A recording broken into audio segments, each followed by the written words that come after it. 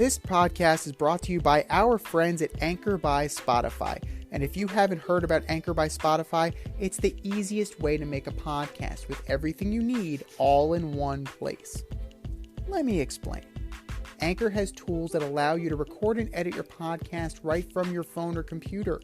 No specialty training or equipment needed. When hosting on Anchor, you can distribute your podcast worldwide on listening platforms like Spotify, Apple Podcast, and many more. It's everything you need to make a podcast all in one place. And best of all, like I've been saying, Anchor is totally free. It's free. Download the Anchor app today or go to anchor.fm to get started and make your podcast dreams a reality. That's anchor.fm. What are you waiting for? Download the app. Well, it's a big show. Welcome to the Fade Route It's a big bad show tonight. with DNZ. Yeah, it's a big show. Here are your hosts, Cracking up, telling them lies. DNZ.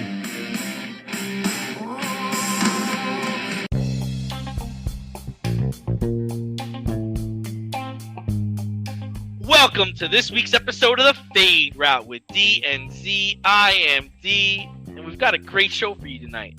Lovie Smith gets fired, Aaron Rodgers loses to the Lions, and our good friend Danny Butler joins us on the In Route. But we'll begin today's show with apparently the most overrated shortstop in baseball. Former Astro, former Twin, former Giant, and former Met Carlos Correa is now apparently joining the Twins. He passed his physical today. After this physical scared away the Giants and the Mets, the Twins are willing to live with the results. Shortstop is going to be making $200 million over 6 years with vested interest for going anywhere between the area of $270 million in 10 years. Z, which team is better now that this whole ordeal seems to be over? Well, let's start off by saying that the Well, fans before you can even rest start, easy. has anybody peeped the new logo? The new logo is legit. Loving the new Fade Route logo. Can't wait to get me some Fade Route gear. Looks good, Z. Looks good. It looks slick. Go to the Fade store with DNZ and peep our new merchandise that is coming very soon. But as far as who won this thing, right? Who won this thing? If you look across all three rosters, even with Carlos Correa, the Mets still have the better roster. The Mets are loaded at every position. He was a luxury item. Eduardo Escobar to the bench. Really moving Jeff McNeil to left field to accommodate. He was an impulse buy. You know when you're at the grocery store and you're online and you're waiting to, put your groceries up and there's the candy and the chips. That's what Yes. Carlos Correa was. He was the candy and chips. He's not the steak. He's not the vegetables. He's not the primary thing. You have that already if you're the Mets. You brought back Nimmo. He was a priority. You brought Verlander. Senga. You added to your core of Alonso, McNeil, Marte, Lindor, catcher. You got rid of McCann.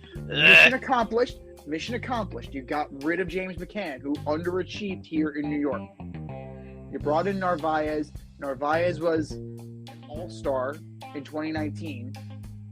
Let's see what he is. The Giants are the Giants. The Giants have wasted away this offseason. They are no better than they were.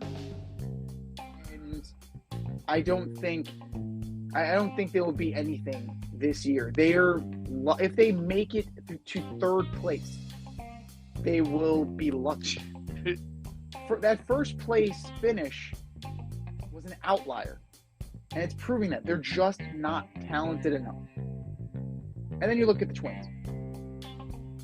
The Twins were 10 games under 500 with Carlos Correa. With him. Without him, it would be 20 games under. But ultimately, he doesn't move the needle that much on this roster. Look at who they're going to be running out there. Christian Vasquez, okay, he's a legitimate major leaguer. I'll call him that. But Luis Arias, I don't know, maybe Kyle Farmer. Batting champ, right? Yeah, we'll see. You got to do it more than once. Bob Hamlin was the rookie of the year. Don't they have a couple of Mets over there too? They got J.D. Davis, Wilmer Flores, a couple of Mets over there. In Minnesota, not in San Francisco. Oh, those guys are in San Francisco. That's right. You're right. No, the immortal Joey Gallo is in Minnesota. That guy. Byron Buxton, is he healthy? When is he healthy? Is he ever going to be healthy? You have Max Kepler, whom the Yankees are apparently going hard for. But it makes no sense because he's not that much better than Aaron Hicks. He's just younger. So, Royce Lewis, they got him. Like, we'll see. We will see. But it's not awe-inspiring. It is not awe-inspiring whatsoever. They have a young group of pitchers and Kenta Maeda. They brought in Tyler Mahle. We'll see what Tyler Mahle will do for them. The immortal Sonny Gray. Like, that's all I got to say about that. Sonny Gray. I rest my case. The Mets are still far and away better than they even were before they jumped into this Carlos Correa thing. And he looks so bad. He looks so bad. He looks so bad for this. It's ridiculous that it's seemingly unwilling to work with the two organizations. There's a reason why San Francisco postponed their presser. Like, they had the press conference lined up and ready to go. They're like, I don't know. The Mets swooped in and seemingly got him. He was as long of a Met player as Carlos Beltran was the Met manager. So, he never suited up for the Mets. So, it is what it is. You didn't lose anything. Nothing ventured, nothing gained. And you never paid him. So, this is kind of a karmic effect. We'll see what happens down the road. But 6 years, $200 million, good for the Twins, but ultimately, I see it as a net zero for them. Yeah, the two things I'll agree with you on is, like, the Mets didn't need him. It was going to be really weird to have him play third base because we don't. I mean, yes, he's an elite baseball player. He's a really good shortstop, but to say he could just go to third like A-Rod and Cal did, I don't know if he could have done that. I think the Giants are going to be good, man. I think they're going to be all right. I think they dodged a bullet. Because remember, they were going to give this man $350 million. Like, this was their consolation prize for not getting judged. They were like, all right, just give the money to Carlos Correa. He's going to be our star. He's going to be our guy. I think they really dodged the bullet here. And you know what? They're not great, but they got Logan Webb, Alex Cobb, Alex Wood, Sean Manaea. They're going to be all right. And, and like I said, they got some former Mets over there. J.D. Davis, Wilmer Flores. Their guy is going to have to be Brandon Crawford. He's their guy. And Mitch Haniger. Michael Conforto, after taking a year off of baseball, he's over there too. Another Met. Jock Peterson. Mike Yastrzemski. This is what they're playing with. I think it's fine. I think they're going to be good. And I think the Twins come out of this looking brilliant, right? It's like, hey, man, like, we ain't going to give you $350 million. We're not even going to give you $300 million. We got $200 million if you're interested. And you know what? We're going to pay you more per year than the Mets were. We're going to make it so that if you play really well, this thing can go up to $270 million. It behooves you to play your best baseball here, because who knows what's going to happen. We could win, or you could become a trade asset if you ever fix that problem with your leg. But their team is solid. I like Rise. I like Byron Buxton. I like Polanco, Kepler, Joey Gallo. Who knows what could happen to Joey Gallo? Christian Vasquez, solid catcher. Nick Gordon, young guy, batted .272 last year. Can you bat .272 again? If you bat .272 again, all right. Who's the world beater in their division? Who are they worried about? The White Sox? The way the White Sox played last year, don't forget, the Twins were in first place most of the damn season. They lost the division like in August. But what did they do to take them over the hump? He was there last year. Yeah. He was there. Yeah. Does Christian Vasquez takes you over the hump? No. Christian Vasquez keeps the White Sox and the Guardians off your ass? No. And the Giants, they'll be solid. They'll be formidable. They have major league players.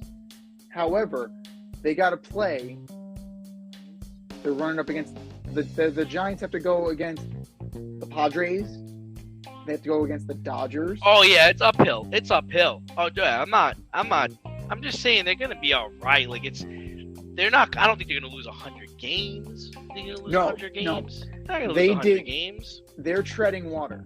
Their best is third place. Yes. Stink. The Rangers and the Rockies stink. The Rockies, not the Rangers. The Rockies, yeah. Maybe San Francisco would eke out a wild card. Maybe. They could. Everything's got to break right for them. St. Louis is still there. The Cubs are getting better. The Phillies, the Mets, the Braves, these teams are not going away. So the Giants, I don't think they did enough. I really don't think they did. No, but we know they put all their eggs in the Aaron Judge basket, and it just didn't. It didn't turn for them. And their consolation was like, okay, we'll go get Correa because we're going to offer him more money than anybody else is. And it's, this guy just failed his physical. Right. What do we do now? We can't give him that much money to play here. He might not ever play again. And I don't blame the Giants, and I don't blame the Mets for being skittish and being hesitant to do that. Yeah. And I totally put that on Boris, and I put that on Carlos Correa for inability to work with these organizations, and he comes off looking like a mercenary. I find it hard to believe that Boris didn't bring this up to Correa, and Correa was like, I don't care. Right? Doesn't that seem like that's what happened here? I find it hard to believe Boris would be like, you're going to give him this money regardless of the condition of his leg. That just doesn't seem like a Boris play to me. He seems like, he seems heady. He seems to know, dude, this is what's doable. This is what's not doable. And, we'll go about this any way you want to. I just recommend that, we go this way. And Correa was like, no. I mean, this is clearly why, probably the Astros are not willing to keep him. And this is why he probably hit the market last year and nobody was interested. Think about it, nobody was interested in him last year. No. That's why he ended up in Minnesota. And I believe the market was soft for him this year. And it's true. He only got $200 million.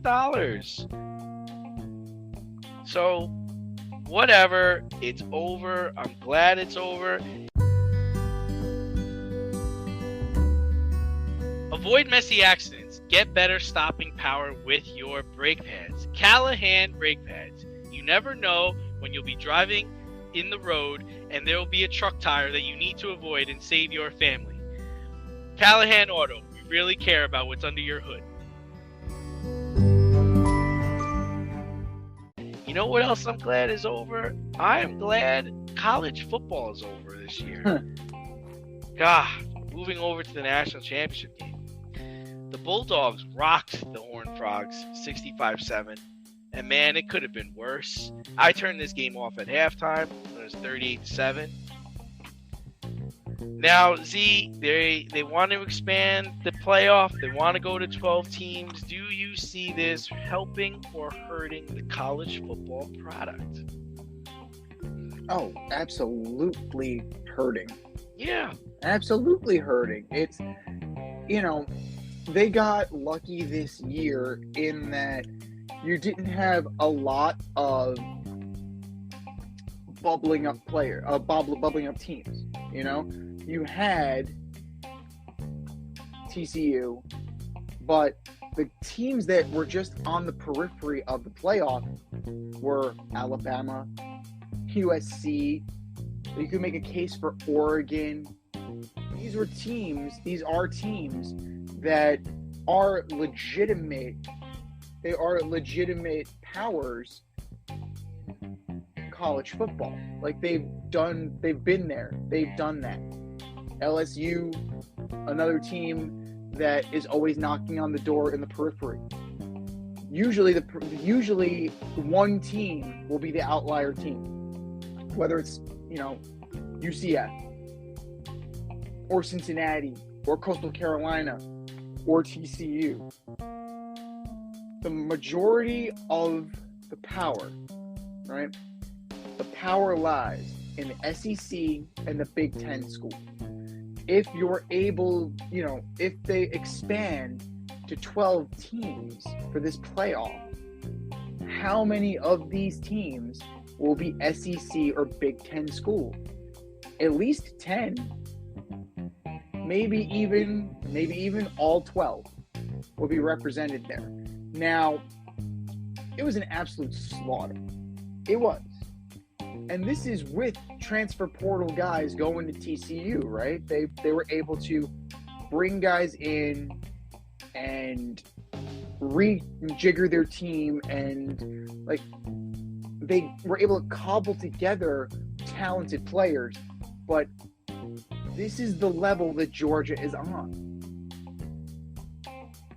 I forget who it was, but somebody said it was a Sunday team beating the shit out of the Saturday. That's a good one. I like that. But here's the thing: is Z, I don't want let's just look at the top 10 this year, okay? The way it finished. Mm-hmm. I don't want to see USC play. I don't want to see USC in a college playoff. I don't want to see Washington in a college playoff. I don't want to see Penn State in the college playoff. I don't want to see Tennessee without their quarterback in the college playoff. I don't want to see it. I don't need to see that. And at the end of the day, you're still going to get the number 1 or the number 2 team competing for a championship. So why water it down? Really? Did I need to see Georgia play Tennessee? Good Lord. That would have been just disastrous, right? College football is broken. It's broken. The problem is you had that huge layoff. Then you had a team like Michigan play a team like TCU. That is the worst possible scenario for a team like Michigan to go in. If they play TCU the week after they beat Ohio State, they thump them. No doubt in my mind, they thump them. Just like Georgia thumped them. But no, you had to go through the holidays, you had to go through Christmas, and now you're being forced to play a game on, I think, New Year's Eve. And you lose by a touch. You lose by 1 score. Even worse. And Michigan also got hosed on the play. Right? This is how I would fix college football. I need the NCAA to take over scheduling. Okay? You let the schools plan their first 3 cupcake games that are out of conference to help them warm up before conference play. That's fine. Okay? You're playing your conference teams that keep the traditions, love it. But you know what?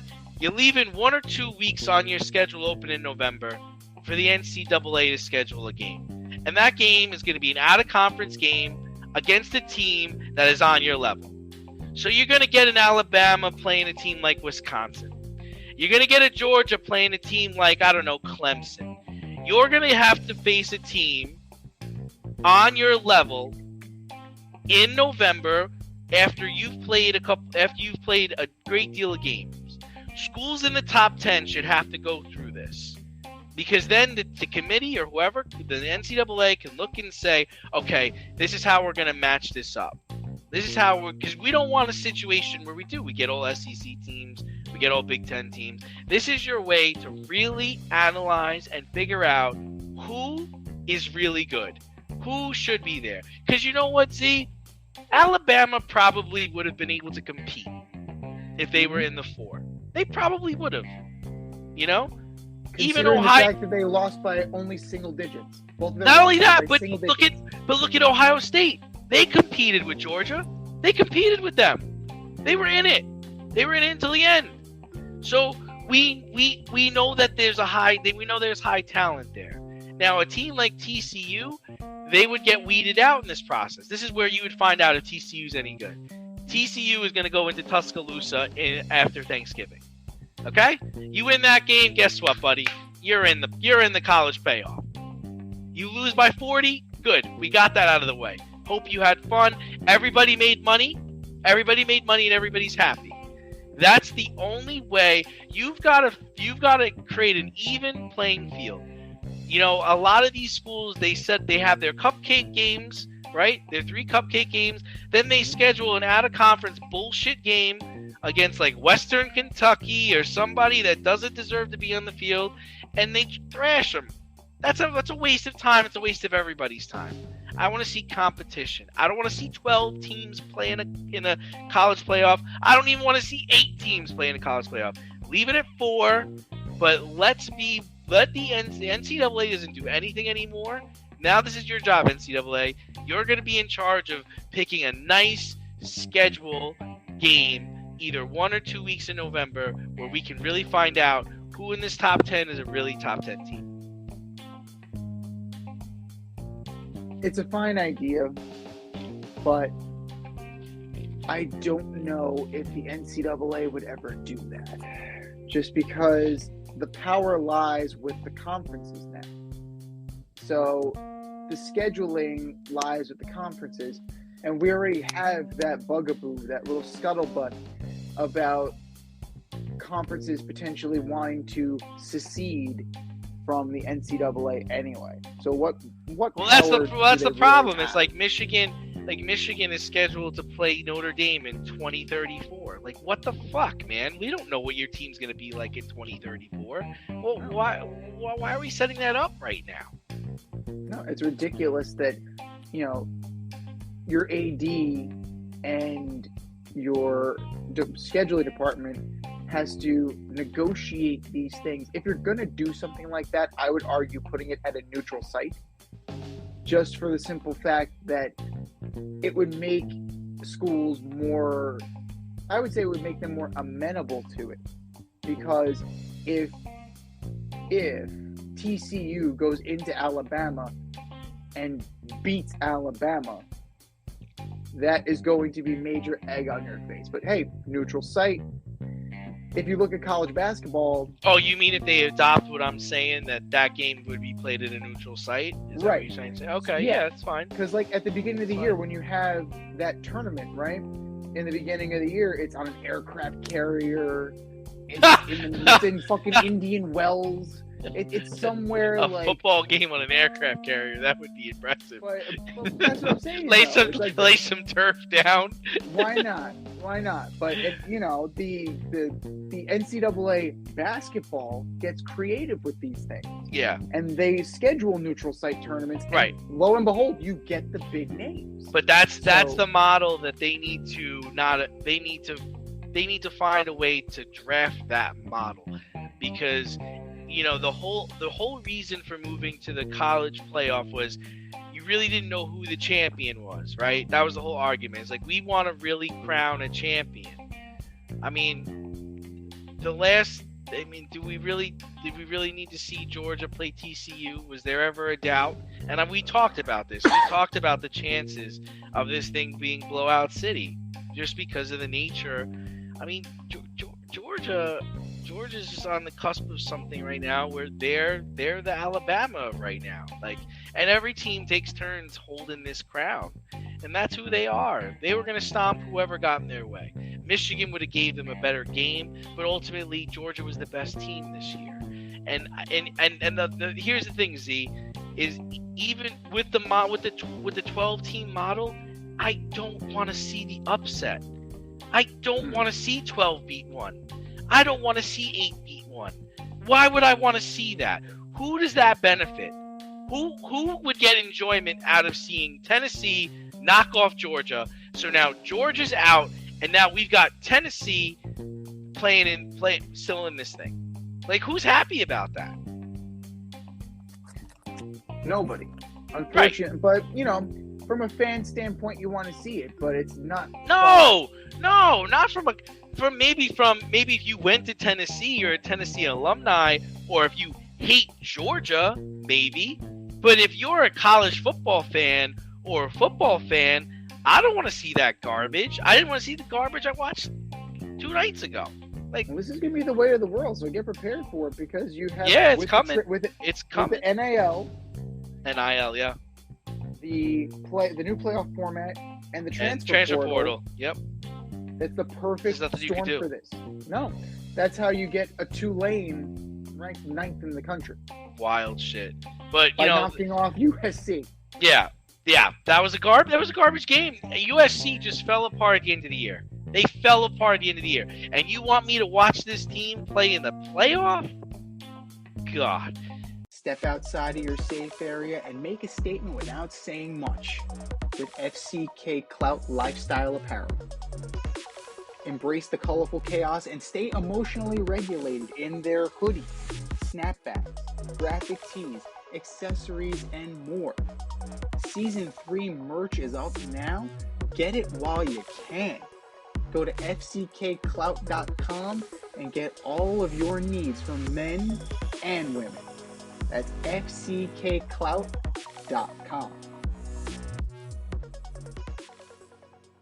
Well, the national championship game was garbage. Another game that was garbage, or, at least they played like garbage, was the Green Bay Packers. Moving on to professional football, Aaron Rodgers lost to the Lions on Sunday, eliminating the Packers from a playoff berth. Many wonder if Rodgers has played his last game in a Packer uniform. Rex Ryan, your boy, said on Get Up yesterday morning he would consider that Rodgers should consider going to the New York Jets.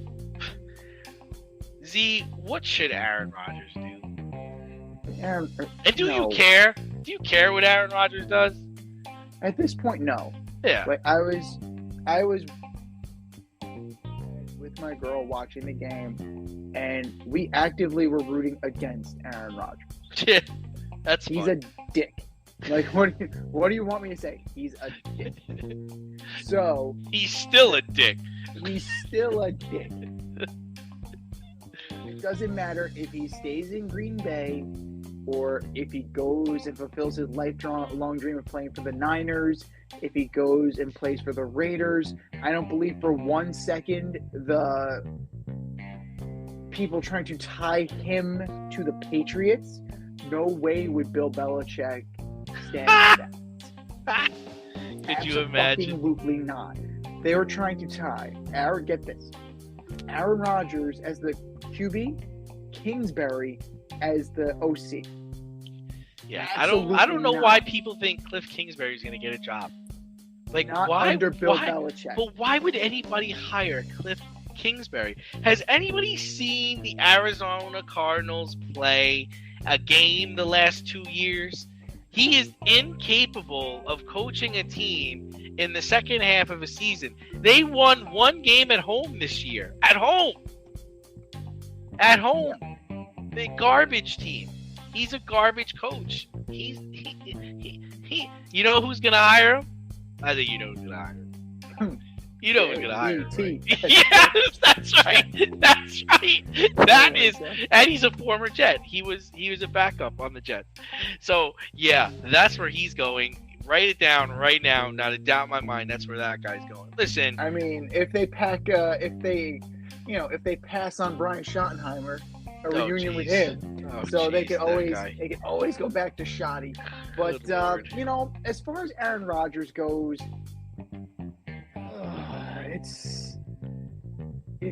he can call his shot for a year. He saw what Tom Brady did, Right. and he understands that the window is closed.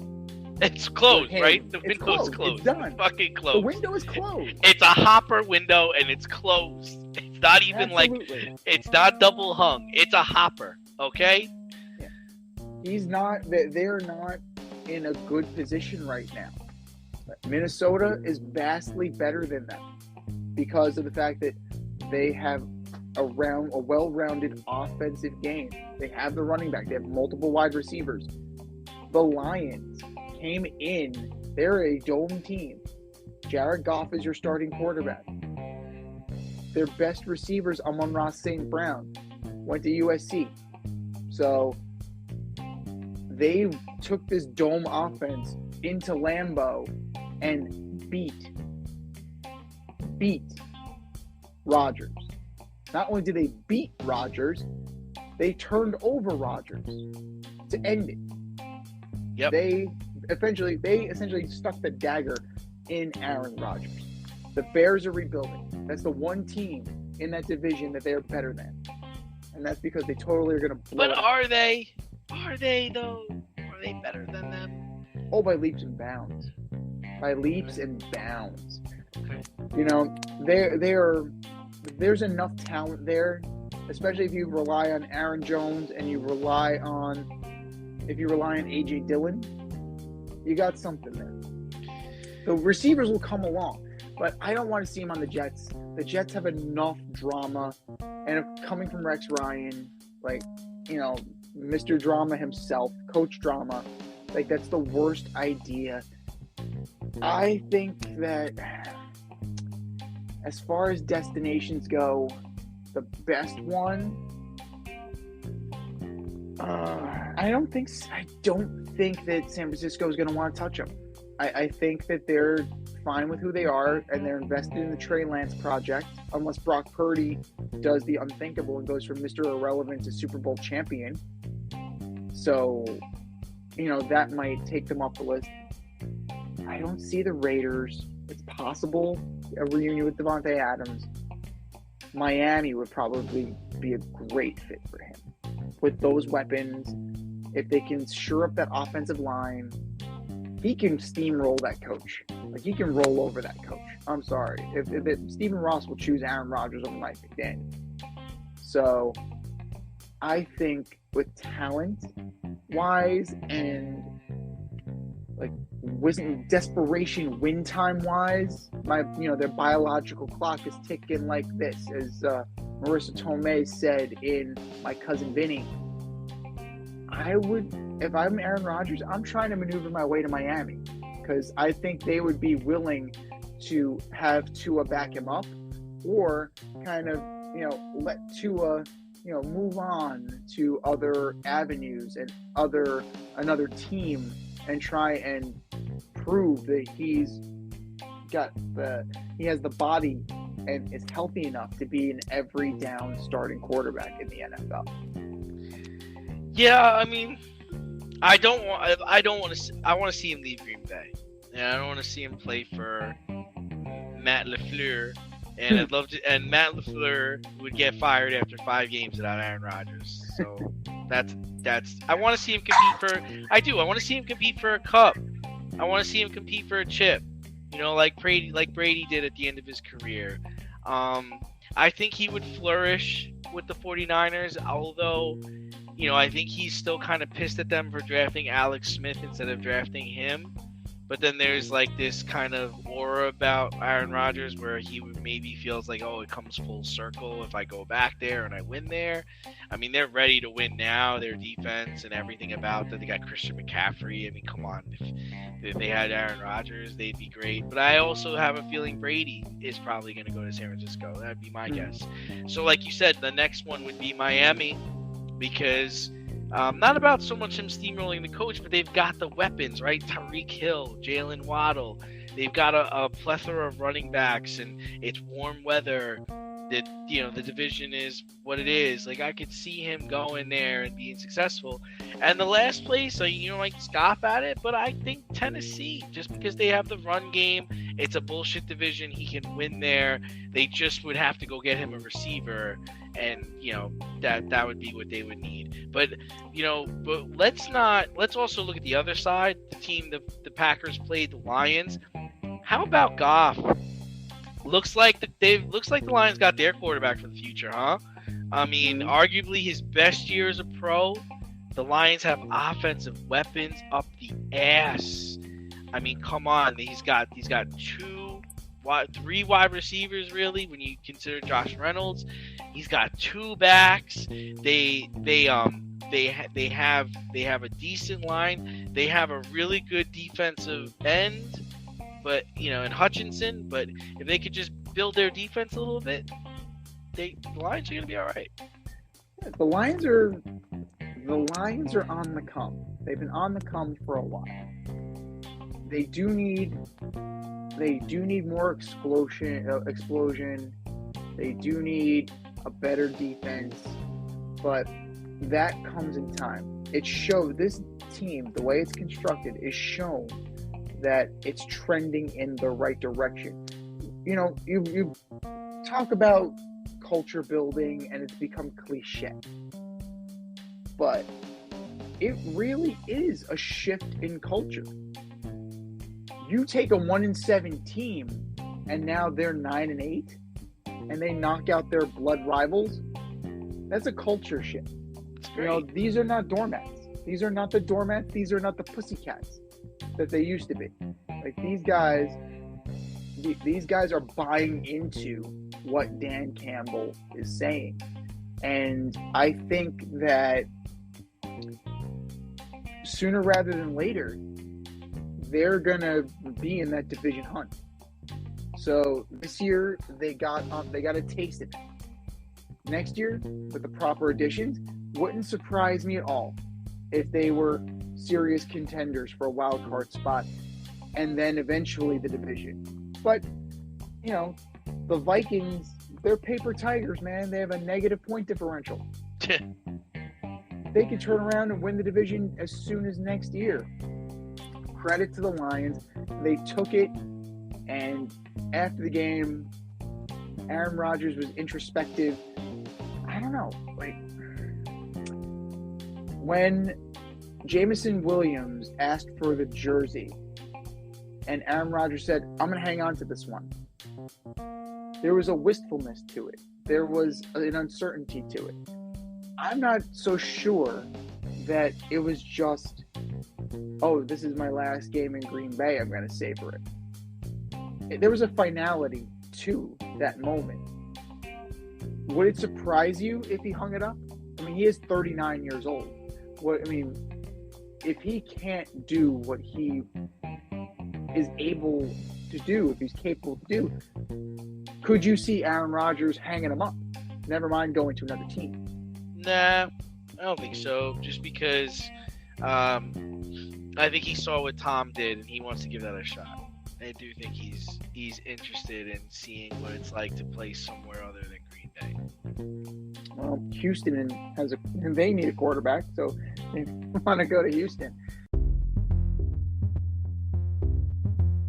Are you in need of air care maintenance or service? I have the company for you. Air Care Technicians. They service the Westchester and Northern Bronx area and can help you with all your heating and cooling, maintenance, and service needs. Just give them a call at 914-315-1547. Again, that's 914-315-1547. Or shoot them an email at aircaretechnicians@gmail.com. These guys are the real deal, as they are veteran-owned, licensed, and insured. Make sure to tell them that D&Z sent you. Yeah, another team that needs a quarterback, the San Francisco 49ers. But they were able to secure the second seed in the NFC with Mr. Irrelevant, Brock Purdy, under center.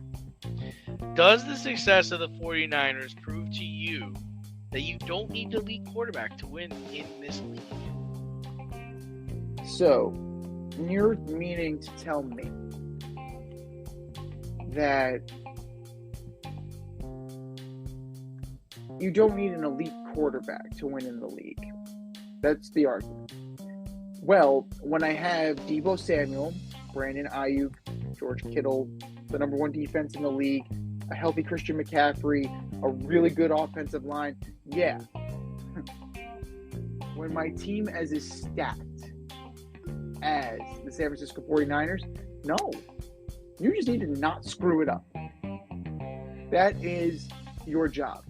Your job is to be a caretaker. Jimmy Garoppolo is very good at being a caretaker. He's very good at being a game manager.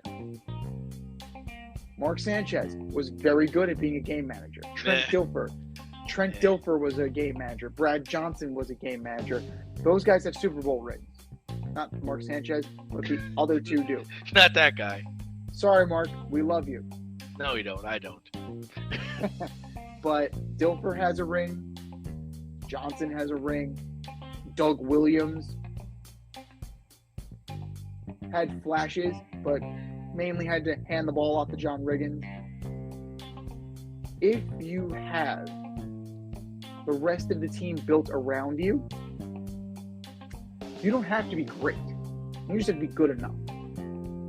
And I think you're kind of selling this kid short. 13 touchdowns, 4 picks. He's got, 1,300 yards, almost 1,400 yards.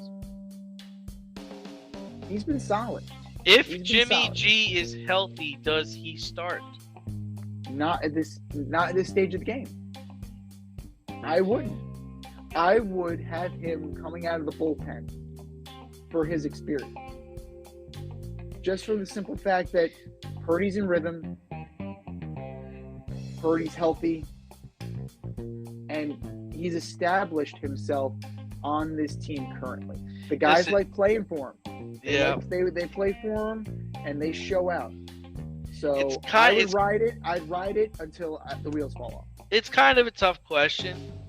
I'll tell you what it proves to me what the 49ers are able to do.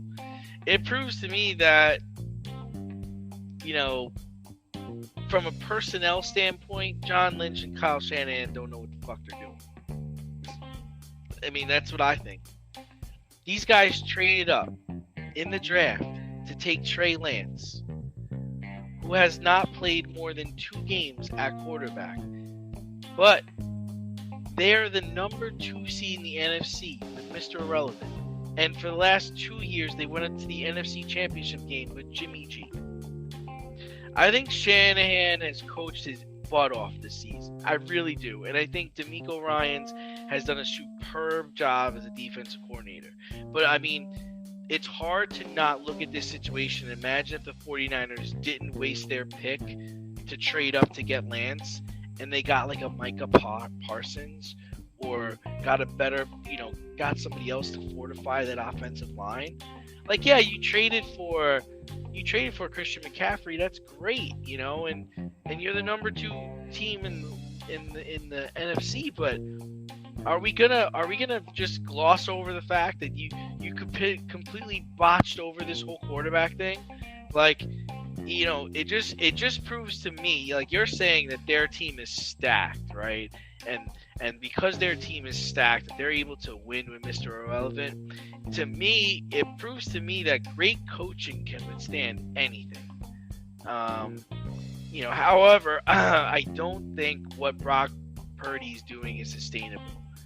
At some point over the next, month, he's gonna have to win a game. He's gonna have to win a game. Just like, even Brady's first season, he had to win a game. He had to, whether it was not turning the ball over, getting us in position to kick a field goal, he's gonna be called on to win a game, and I don't know if he can do that. He's shown that he is capable to do it in the regular season. Now, the playoffs are a different animal. Conditions matter too. Is this at home?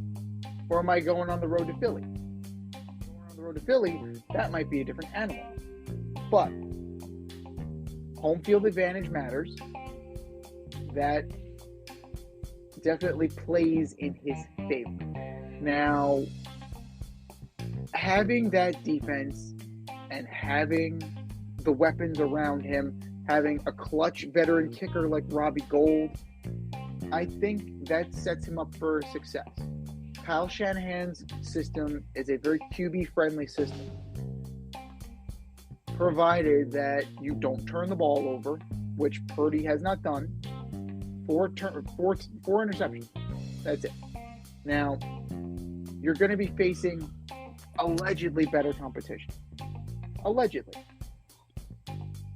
I mean, if you're looking at who's going to come out of this weekend, right? You're going to face you have the Vikings or the Giants. Yeah. Hang on. The Vikings or the Giants, the Cowboys or the Buccaneers. So the first time you'll be facing legitimate competition is potentially in the NFC title game, potentially against the Eagles. So I think the Niners are primed and ready to go. And I think they're my NFC team currently. I would pick them if you put a gun to my head. I would put my money on them right now. Yeah, over the Eagles, even over the Eagles, I would put my money on the Niners. They're a fully rounded team. But to go back to what you were saying before, the Niners traded up to get Trey Lance. Now, the other players that were on the board who were taken close in proximity, Kyle Pitts and Jamar Chase, that's intriguing. Jalen Waddle, also intriguing. Penei Sewell, he's all right. Surtain, J.C. Horn would have been fine additions to the secondary. You mentioned Micah Parsons. Rashawn Slater, a good left tackle, good offensive lineman. Your boy ABT, Vera Tucker. I know how much you love him. Jeez. So, these are all things. These are all players that could have impacted the team and not brought in Trey Lance. But this is what they're geared up for. This is what they signed up for, and they're going to stick by that decision, come hell or high water. They're going to own it.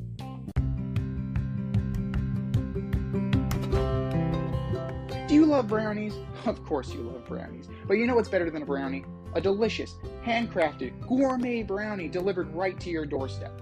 That's what our guys at Sweet Life Brownie Co. offer. Chef Tommy D and the crew offer a dozen delicious delights that you will crave, from the classic OB to Dutch apple to campfire s'mores and many more. Check out their website, sweetlifebrownieco.com, for their Friday brownie drops. At noon, their site goes live and you see what they're making. Since you're there, become a site member and earn points. You earn 50 points just by signing up. Make sure you follow them on Instagram and Facebook too, at sweetlifebrownie_co, for the latest updates and their latest releases and creations. That's sweetlifebrownieco.com. Give them a call, 845-641-3043, and tell them D&Z sent you. That's sweetlifebrownieco.com, 845-641-3043. Sweet Life Brownie Co., because there's always room for a brownie. And speaking of owning it, the Texans are owning headlines right now. Black Monday has come and gone, and the Houston Texans fired head coach Lovie Smith after the game on Sunday.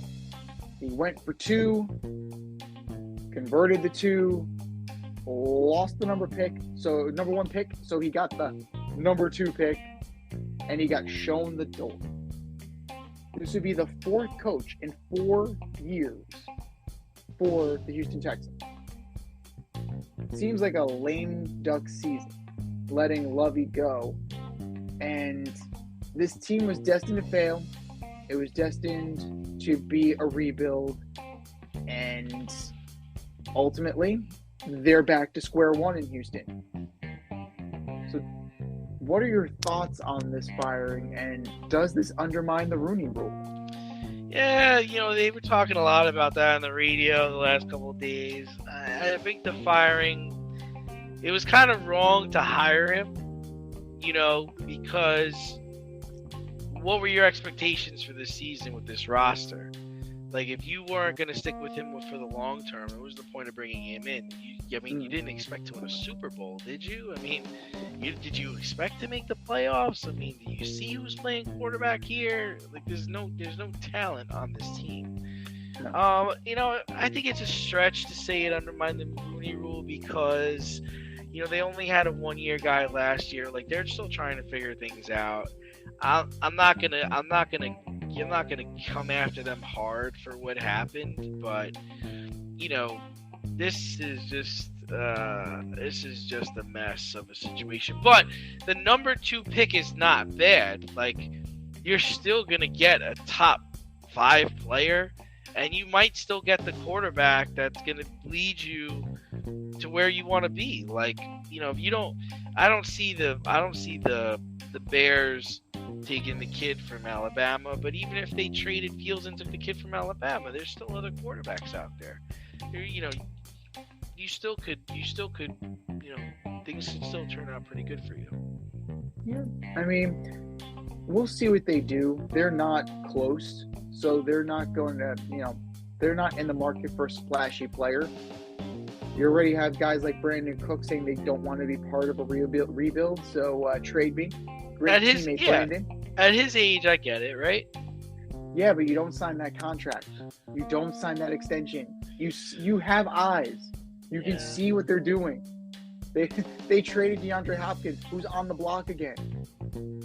They stripped it down, man. They stripped it down in front of you, and you're like, ooh, money. Nice. No, you take that extension, you're signing off on what's going on. You're signing off on what is happening in Houston. And if you don't want to be a part of it, then you don't sign the fucking contract. Like, just like us. If we don't want to be part of my school, if you don't want to be part of your company, or the fade route, the contract. If you don't want to be part of the fade route anymore, or the in crowd, if you don't want to be part of something, don't sign the deal. Don't do it. Just don't. Nobody forced you to sign that contract. Damn, it's wild. I'm looking up because they had David Culley as their coach last year. Where's that guy now? This guy is unemployed. What the hell? Come on. It's a bad look for Houston. You have Can't even get a job. No. 3 consecutive head coaches of color. Romeo Crennel was an interim. Still counts. He coached. They're on his coaching record. Culley got a year. Lovie Smith got a year. From that regard, I can understand why the Rooney Rule would be called into question. I can understand why you'd be doing that. But they're interviewing candidates. Now, with the way that Lovie Smith got the job, he was an internal promotion. So they didn't interview other candidates of color, to the best of my knowledge. Now, we can look this up again, but at first blush, it seems to satisfy the Rooney Rule from the get-go because they ended up hiring Lovie Smith. So it implies that there was an interview there. But further investigation, further questioning needs to be done as to what the hell the Texans are doing. Period. And since Bill O'Brien was in power, stripped it down. Watt is gone. Watson is gone. Hopkins is gone. Very high-profile players. Very high-profile players. And there was a negative culture, and that negative culture is continuing. But I don't think it's an intentional undermining of the Rooney Rule. I think that's an overreach. But it does question the competence of Caserio, and he might be he might be shown the door next. I think that is, that's definitely within the realm of possibilities. As far as who would be a candidate for this position, they passed. Culley was a first-year head coach. gone. Lovie Smith was a well-seasoned head coach in the pros and in college. He's gone. What are you doing? Where do you go? What are your candidates? Like, if I'm D'Amico Ryans, am I picking up the phone if Houston calls? Hey, this is Cal McNair. Like, if I'm D'Amico Ryans, I'm not answering that call because I know I got a year. It's dysfunctional, and it needs to change. Now, as far as what they can get with the number 2 pick, most likely they're going to get Bryce Young. Most likely they're going to get him. Chicago, I doubt. I doubt Chicago is going to deal Justin Fields to take a quarterback. Granted, they are the drizzling shits. And I'm sure Justin Fields would have plenty of suitors. But your main bargaining chip is the number 1 pick. Dealing the number 1 pick is how you get better. How many first rounders, how many second rounders, how many third rounders can you accumulate from this number 1 pick? Just really a first and a third. Yeah. I can't imagine anything more than that. There's nothing Bryce Young has shown that says he's like Andrew Luck, Peyton Manning, or anything special. You know. And there's no defensive stud. You're not taking a wideout at number 1. You're not going to take a running back at number 1. So it seems to be Bryce Young or bust for this year. But then again, the Jaguars took Trayvon Walker last year with number 1. Who? It was supposed to be Aiden Hutchinson. Like, it was supposed to be Hutchinson, and then in the last minute, we hear about this kid from Georgia. So, we haven't gone through the combine yet. We don't know yet. But it seems all but likely that Bryce Young is going to end up in Houston. But what is waiting for him when he gets there?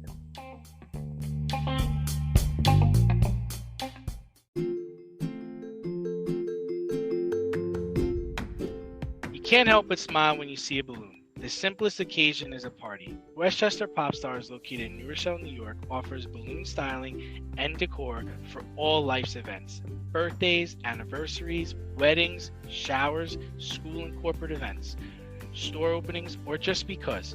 Westchester Pop Stars takes balloons and shapes them into works of art, creating decorative installations for your special occasions. No event is too big or too small, and their custom personalization service is top-notch.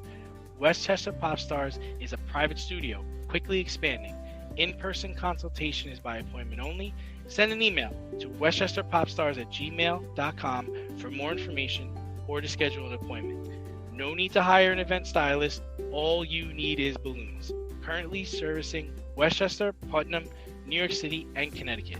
To find Westchester Pop Stars, search for them on Instagram, Facebook, or Google.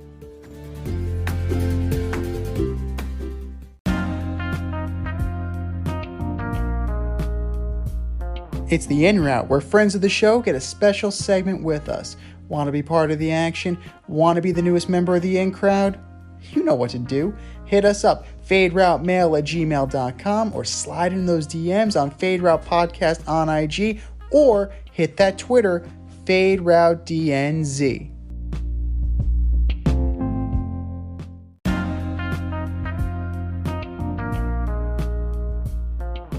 Joining us on the In Route today, we have fellow Spelman alumni and New York Giants insider, Mr. Danny Butler. Danny, thanks for coming back on the show.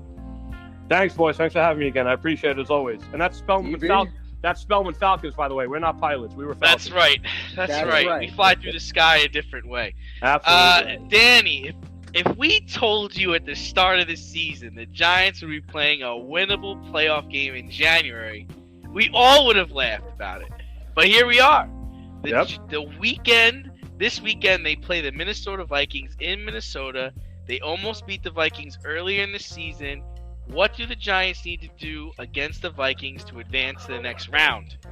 Well, first of all, I wouldn't have committed if you would have told me. I think what I did, the first one I did with you guys was probably a year ago. And I remember using the word numb to describe the end of that Giants season. And I'm numb again now, but for a good reason, obviously. But yeah, like you said, we very easily could have beat the Vikings Christmas Eve. Probably should have won the game. The Vikings are a very weird team. They're talented, but they're top-heavy, and they're a little fraudulent, if you ask me. Like, I think they're the only team to win double-digit 10 or more games to have a negative point differential. Yeah. So we definitely have a shot because Kirk Cousins in a big spot. I'll take that every day of the week because, he's going to call. I think he's good for at least 2 interceptions. I think the fact that the defense is healthy is huge. If you get Adoree Jackson back, he can help with Justin Jefferson. McKinney came back and played against the Colts. And that front four, which they rarely played together all year. But you get Thibodeau, Ojulari on the outside, Leonard Williams, Dexter Lawrence in the middle. I know Wink Martindale loves the blitz, but if you can get pressure with just those four and you're able to double team Justin Jefferson and get Kirk Cousins' face early and often, I think we have a very on the offensive side of the ball. I think it was a smart move at Daboll to rest everybody. It's one of those things you don't like to do because you kind of throwing away the game, but they played very hard and tough and well against the Eagles. So they're well rested. You got Saquon with fresh legs. I would expect to see a lot of Saquon. Maybe some new wrinkles from Daboll and Casca that you haven't seen maybe yet this year. I think they'll cook something up. So I'm excited to see it. And like you said, it's a very winnable game. Yeah, and you can't underestimate what Landon Collins has done for that defense. And listen, Danny Dimes coming off his best passing year as far as yards are concerned since he's been in the league. So hopefully those things can keep rolling. But assuming the Giants take your advice and advance this weekend, is there a team that would prevent the Giants from making the Super Bowl? I mean, the 49ers have Brock Purdy. The Giants would be playing the Eagles for a third time if they win and Seattle loses. Tampa has not looked good all year. Dak looked awful in the last game of the season. And Seattle, to me, is beatable. So how possible is it for the Giants to make the Super Bowl? I mean, anything's possible. We've played close and tough games all year. I've heard some people talk about, like, this could be an 07 type of run. We're not as good as that 07 team. That 07 team, that was a team that was starting to be a great team, and they hit their stride. Because if you remember, the next year, we started off 10-1 in 08 before Plaxico shot himself. We had the best offensive line in football, best defensive line in football. So it's a different kind of team. Saying that, though, if we beat the Vikings, anything's possible. Because, like you said, the 49ers are probably the toughest matchup, but it's Brock Purdy. So you can't tell me that going into a playoff game, you're going to be scared of a team quarterback like Brock Purdy. The Eagles are a very talented team, but I think Hurts being injured, he didn't look great last summer. I think they're beatable. I said the Cowboys, they've kind of underachieved all year. The Seahawks are scary. So if you win Sunday, we're kind of playing with house money anyway, being at this point. But if we win Sunday, anything is possible. You just gotta win. You just gotta win this weekend. You just gotta get by this weekend, and it opens the door for anything. But after the success of this season, the Giants would be pressed to bring back Barkley and Jones. Reports say Barkley's looking for a 5 or 6 year deal, and Daniel Jones is actually looking for something in the area of $40 million. So he's looking for around $10 to $15 million per year. Is there a scenario where both guys or only one guy comes back next season? I don't see that. I both guys will come back. If I had to guess, I would say Jones will get a deal worth, like you said, that $12 to $15 million ballpark. I'll tell you, if Jones plays well in the playoffs, he's going to make himself a lot more money. Barkley, it's tough to sign a running back with injury history to a long-term deal. If I had to guess, I think they would sign Jones to that 4 or 5 year deal and maybe franchise Saquon for 1 year and try to work out something down the road. That's going to be a high price tag. I mean, if you franchise, the quarterback franchise tag is in the area of $32 to $30 million, which means you're going to have to give Jones more money for him to stay. Barkley, I mean, that number is just that's right. It's a lot to franchise the running back than it is the quarterback. So that's why if I had to guess, Listen, I have confidence in Joan Shane and the guys he has around him. They did a good job getting under the cap when they had no wiggle room this year. I'm assuming he'll come up with something, but I don't see a scenario where they're not back. But I think both of them will be back. Gotcha. Well, since we're talking quarterbacks, we're talking in the market, we're going to flip over to the AFC. So, do a little playoff preview here. There are a few names that are going to be dominating that conference for the next 10 years. You got Joe Cool, Joe Burrow, you got Josh Allen, Mahomes. Herbert is on the periphery, but he's got the talent. Yep. Which of these guys, if we can't keep Jones, who would you want that bunch? Or is there somebody else that we did not mention? Well, all those guys are I love Danny Dimes. All those guys are the better players. I think it's pie in the sky thinking. I don't think you could get any of them. But Mahomes is on a different level. Look at what he's done without Tyreek Hill. The guys. I know Andy Reid's an offensive guru and this and that, but he's on a different level. I heard Boomer Esiason compare these guys the other day, and I agree with him. He kind of said, Burrow reminds me of Joe Montana. Like you said, Joe, very calm, very poised. Josh Allen would be the Josh Elway. Josh Allen would be the John Elway. He can run. He's got a rocket for an arm. Herbert would be like the Marino, where he just, he's got a quick release. He's a very good quarterback. But, like I said, Mahomes is on a different level, so I'm taking Mahomes.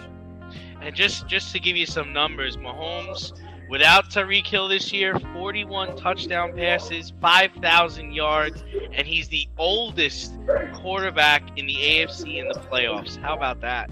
That's scary. That's crazy, man. Yeah. He's 27 years old. That's unbelievable.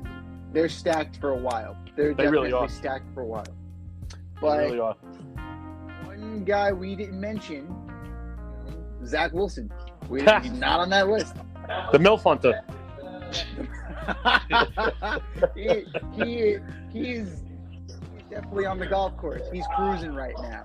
So his struggles documented was putrid this year. So Steve Young has mentioned on the Michael Kay show that if Zach Wilson was drafted by San Francisco, he might be in a better situation. So ultimately, do you think Zach Wilson's issues are systemic, or just is he not talented enough to be an NFL caliber quarterback? Talent's the issue because he's got the arm talent. He'll play a terrible game and make a few throws where you're like, oh wow, this guy's something. By the way, if we're going comparisons, I would compare Zach Wilson to Jeff George. He'd be my comparison. The guy that's got the arm. He has a $1 million arm, 10-cent head, and a little bit of a prima donna. The system's also part of it because I say that LaFleur is going to get fired. Salah's a defensive coach, so maybe they don't have the right system for him. But he's got weapons. Like you look at what Daniel Jones has done with freaking Richie James and Kenny showed up worth every penny with that touchdown catch on Sunday. But if you put those weapons on the Giants, the Giants might win the division. You know what I mean? So the problem with Wilson is he doesn't have great pocket presence. I think he's immature, and even though he's got a great arm, he doesn't have a lot of touch. It's like he zips passes he needs touch on, and he lobs passes he puts zip on. So a different scenario might help him. I think his time with the Jets is done. I think that the horse is out of the. We'll definitely see where things go. LaFleur did get fired about a couple hours ago, as per Ian Rappaport. So we're going to see what direction they go in. We've had Mike Westhoff on, and he said that they should be catering to him in terms of the RPOs, the design rollouts. They don't play to his strengths. So no, they really don't. You're right about that. So we'll see what comes of that, and who they bring in to push him. Because that's going to, I think whoever is going to be the offensive coordinator is going to dictate that move. Yeah. And you have Jimmy G available, you have Derek Carr. You're going to have high-priced, marquee name quarterbacks out there. And who would best push Zach Wilson of the bunch?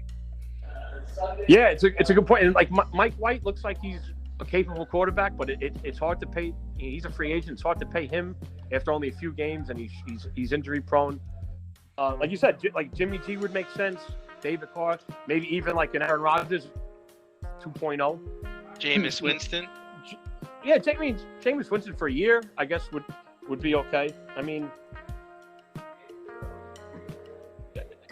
like I just can't see them say. I did read a report though that Frank Wright, if he doesn't get a head coaching job, would the Jets be interested in him? He'd be a great offensive coordinator. Maybe a guy like that could turn Zach Wilson around. As long as they don't bring Carson Wentz with them, that's all I'm saying. Yeah, really. Well, we'll get out of here on this, Danny. We're about like 80 days until opening day, believe it or not. And your Yankees added a solid number 2 in Carlos Rodon, but they still have not addressed the issues of Aaron Hicks, IKF, Josh Donaldson. Like, those guys are still on this team. So is this team any closer to beating the Astros next year? Or do they still have work to do? They still have work to do. I love the Rondon signing. In my opinion, we have the best starting rotation in baseball. Between Cole, Rondon, a healthy Severino, Nestor, I thought he might have been a fluke year one. He's shown he's not. He's a legit pitcher. And maybe you get Frankie Mata. I think if he's your number 5, you're in good shape.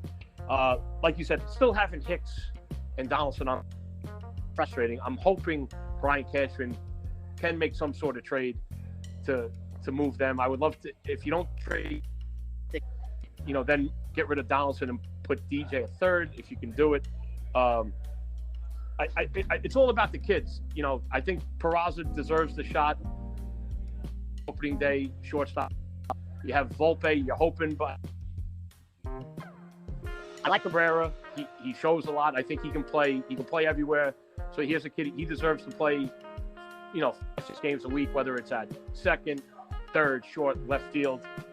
So I think Cashman's going to see how the kids do and how they develop, and he's not afraid to pull the trigger at the trading deadline. So I think this team is set going into spring training. I mean, we'll definitely see. I mean, spring training will be here before you know it, which is mind-boggling. Yeah. But Dan Butler, DB, thank you for coming on, brother. And what's going on, Tubby? You want to fill us in? What's going on? Yeah, everything's great at Tubby. Still going strong. Should be hopefully a rowdy crowd for the Giant game Sunday. I won't be there because I'll be going too crazy. So it's not good to be where you work and acting crazy. But we got trivia going Tuesday nights, karaoke on Thursdays, brunch Saturday and Sunday. It's a great spot. Crowd, great food. 4946 Broadway and West 207th Street. So stop by if you're ever in the neighborhood. Totally. And we will be there, brother. Thank you for coming on. And if you want to join the in-route, if you want to get on the show with us, hit us up at faderoutemail@gmail.com or slide in our DMs on IG at FadeRoutePodcast or drop us a line on Twitter at FadeRouteDNZ. Danny Butler, thank you so much for coming on, brother. Thank you for being a part of the in-crowd and joining us on the in-route. Thank you so much, boys. Talk to you soon. Let's go Giants.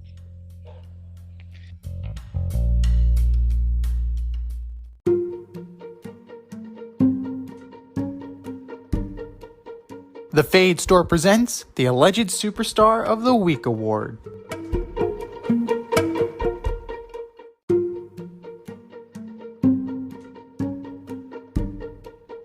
All right, boys and girls, you know what time it is. It's time for the Alleged Superstar of the Week. You know how it goes. We put a poll on our Twitter page at FadeRouteDNZ, and you vote, and you vote, and you vote, and you vote. And the winner of said vote gets a shout out on this here show and takes home the coveted ass trophy. And you know who took home the coveted ass trophy last week, D? You don't. One Mr. Dana White. Oh, that. Dana White. Dana White. What more can you say? Domestic violence. Battery of your spouse. Yeah, that's a big one. That's a big one. No funny pun. No joke. It's just not cool at all. But that was last week. this week. Who are your nominees for Alleged Superstar of the Week, D? All right, first up, I've got head coach of the Los Angeles Rams, Sean McVay. You're unsure of your future because you don't want to coach through a rebuild? Well, this is so unfair. What happened to fuck them picks? What did you think was going to happen? Did you think Stafford, Donald, and Kupp were just going to dominate forever? Dude, you signed your contract. Play through it. You are my alleged superstar of the week. And number 2, Matt LaFleur's brother, Mike LaFleur. The Jets offense finished the season in the bottom of the league in just about every category on offense. The Jets did not score a touchdown for their last 3 games, dating back to December 5th. Mike LaFleur, enjoy the unemployment line. You are my alleged superstar of the week. And the next one is Aaron Rodgers, losing your last game of the season to the Lions after virtually winning the whole game, and you needed to win this game to go to the playoffs. Aaron Rodgers, you are my alleged superstar of the week. Z, what do you got? Great choices. All great choices. I'm going to start with TCU. Laying an egg on the biggest stage of the year. 65-7. Hacksaw Max Duggan. 2 picks, 14-22, 152 yards. Could not get it done. It was a Sunday team beating down a Saturday team.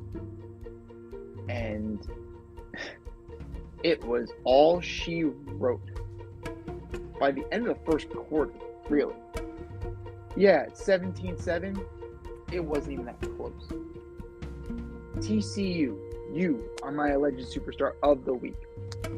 Houston Texans, firing Lovie Smith a year after firing David Culley, both after 1 season. Your dysfunctional mess is getting so bad now. How are you going to get somebody to come coach your team? Nobody's going to come if they think they have maybe 14 games. And, credit to Lovie Smith for saying, I know I'm going to get fired for this. Fuck you, I'm going for 2. Fuck you, I'm trying to win this game. And even with winning that game, his record with the Texans was 1 game worse than with David Culley. So, that should be a shirt. Fuck you, go for 2. I like it. Expect that on the Fate Store DNZ. Houston Texans, you're completely dysfunctional. You are my alleged superstar of the week. And then last but not least, sticking with the Houston Texans, Brandon Cooks. Piggybacking off your idea with Sean McVay. Times are tough. I just got all this money, signed this contract, and they're blowing up the team around me. This is not your first year in Houston, Brandon. You saw Deshaun Watson go. You saw J.J. Watt go. You saw DeAndre Hopkins go. You saw what they were doing. So if you didn't like it, you didn't need to sign the contract. There was that old commercial. You like money? Sure, we all do. We all do. But some of us need to recognize what's going on in front of our faces.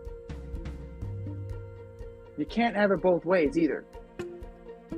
In the past, Brandon Cook said he was sick and tired of being traded because he went from the Patriots to the Rams, from the Rams to the Texans. I'm sorry, teams want you. I'm sorry teams want you. That's how I see it. But hey, whatever. It's your prerogative. It's your prerogative to be a bad teammate. Brandon Cooks, you are my alleged superstar of the week. We've said our piece. The poll goes up as soon as the show ends. Go to our Twitter page @FadeRouteDNZ and vote. and vote and vote and vote. And for our nominees.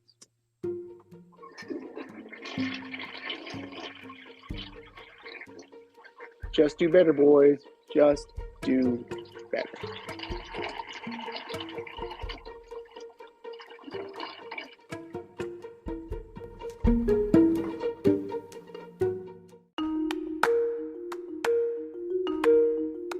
Let's run the option and give you our picks for the week.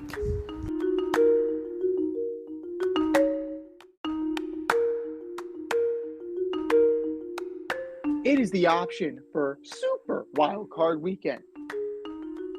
We have a regular season champ, ladies and gentlemen.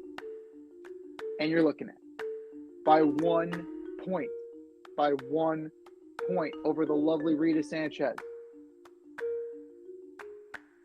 Foxy, congratulations. You took home third place. D came in fourth. Zach came in fifth. Spirited effort. It was very, very close. But the fun's continuing in the playoffs. So make sure you get your picks in if you are a part of our CBS Sports Pick'em, also entitled The Option. Go and make your picks, and let's see what you got. Saturday afternoon, 4:30, the 9-8 Seahawks go into Santa Clara to take on the 13-4 San Francisco 49ers.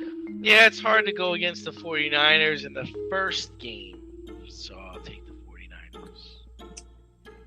Niners are stacked. Seahawks, happy to be there. Probably shouldn't be there, but that's okay. Niners will handily take this one. Your Saturday night's main event. The 10-7 Chargers go into Jacksonville to take on the 9-8 Jacksonville Jaguars. Jaguars, Chargers coach gets fired on Monday. We're in agreement. Staley's gonna Staley. Staley is gonna Staley. Jaguars win by a field goal. Sunday. 1 p.m. The 9-8 Dolphins with Skylar Thompson under center go into Orchard Park to take on the 13-3 Buffalo Bills. I am going to pick the Dolphins with the upset. Woo! Hard What? to beat a team 3 times, man. Hard to beat a team 3 times. I don't care. Even with a third-string quarterback? I don't care who's there. It's just hard to beat a team 3 times. Well, watch this. The Bills are going to bury early. You will see Case Keenum in this game. It'll be such a bloodletting. That they will have no choice but to call off the Dogs. 4:30. 4:30. The 9-7-1 New York Football Giants go into Minnesota to take on the 13-4 Minnesota Vikings. Giants. We're in agreement. They played them close last time. This is a good matchup, a favorable matchup. This time, Gano kicks the game-winning field goal. Your main event on Sunday night. Your Sunday night special. The 10-7 Ravens all beat up Cincinnati. They're not the 12-4. 12-4 Cincinnati Bengals. They're not the Ravens. They're just the Blackbirds. They're the Crows. Oh, jeez. It's a murder of crows. Oh yeah, we'll go with the Bengals in this one. Yeah. A group of crows is called a murder. And speaking of murder, the Bengals are going to destroy the Ravens. And this will be kind of the incentive for them to back up the truck and cut a blank check to one Mr. Lamar Jackson. I don't know. Save us, Lamar. I don't think it's gonna happen, man. I don't know. This team is nothing without Seems him. like he's gonna be a Jet. God help us all. But God help us all. and your Monday night delight, because of course this game was going to be Monday night in prime time. The 12-5 Cowboys at the 8-9 Buccaneers. Man, it's potentially Brady's last game. I'm surprised there hasn't been more hype about it, more talk about it, right? Isn't that Because weird? it's not going to be his last game. Because he's gonna win, baby. TB12. TB12. I don't bet against that man. Do not bet against that man. TB12. No, I'm with you. I'm betting with my head here. The Cowboys are going to find a way to choke this one away. They're going to find a way. They have it. Bowles is 2-0 against the Cowboys. Brady is 7-0 against the Cowboys. Like, this is... He's undefeated. He's in undefeated 20 against- years Yeah. against the Cowboys. How does he do this shit? He's undefeated. Undefeated. It's just so silly just to even say it. I mean, what can you say? Like, undefeated. I've never lost to them No, my whole never. entire life. Why am I going to start betting against this man now? Why? It makes no sense. Bucks win. This has been the Fade Route with D and Z. Thanks for tuning in tonight. Catch our podcast on Wednesday nights on Anchor, Spotify, iHeartRadio, Amazon Music, or wherever you listen to your podcast. So until next time, stay faded, everyone. Time for us to run the go route, but we'll talk to you next week.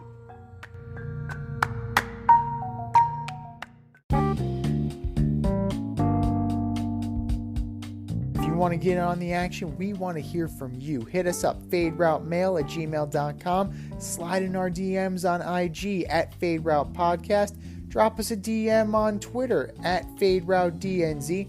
Comment on our YouTube channel, The Fade Route with DNZ. Questions, comments, picks, segment suggestions, you name it, we want to hear from you. Get at us, in crowd.